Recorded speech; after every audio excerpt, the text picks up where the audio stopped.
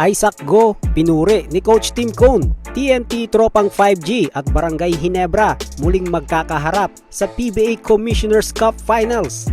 Opisyal na ngang nakapasok ang Barangay Ginebra sa finals matapos talunin ng Rain or Shine Elasto Painters sa Game 6 sa harap ng 11,000 fans na nanonood sa Inaris Center.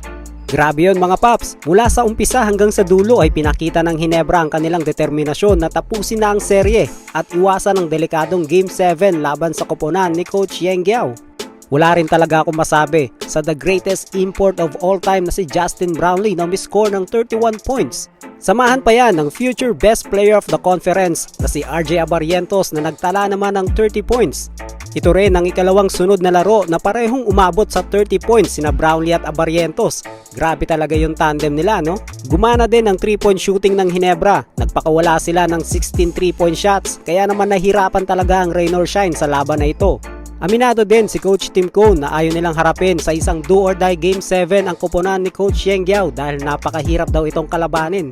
Saksi tayo dyan lahat mga paps dahil nakikita natin na kada game nila ay halos may tsansa talaga ang Rain or Shine na matalo ang Ginebra.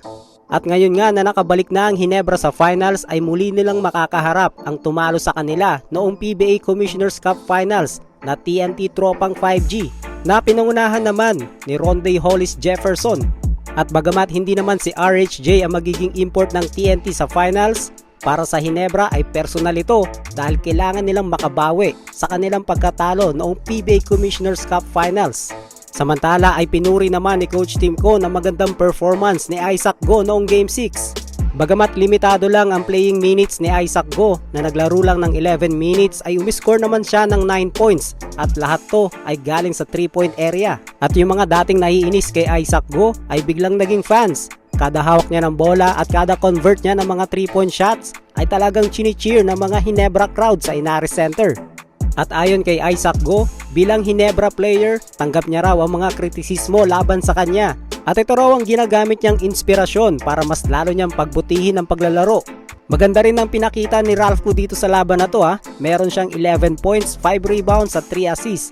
Habang tumatagal talaga nagiging idol ko na rin to eh.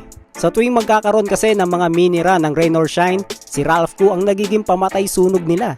Tsaka 'di ba, palagi na lang perfect timing yung 3-point shots niya eh. Kaya naman hindi na rin ako nagtataka kung bakit mas malaki pa ang playing time ni Ralph Koo kaysa kay Stephen Holt. Pero kahit ano pa man ang nangyari, Ginebra is back in the finals. At kung nag-enjoy tayo sa series nila versus Rain or Shine, ay siguradong mas nakakapanabik ang magiging serye nila kontra TNT Tropang 5G dahil kailangan nilang bumawi sa kanilang pagkatalo sa nakaraang finals. Marami pa tayong pag-uusapan sa mga susunod na video mga paps, kaya naman please like the video and subscribe na rin kayo for more PBA updates. This is Jal Pops TV. See you again para sa ating next video. God bless.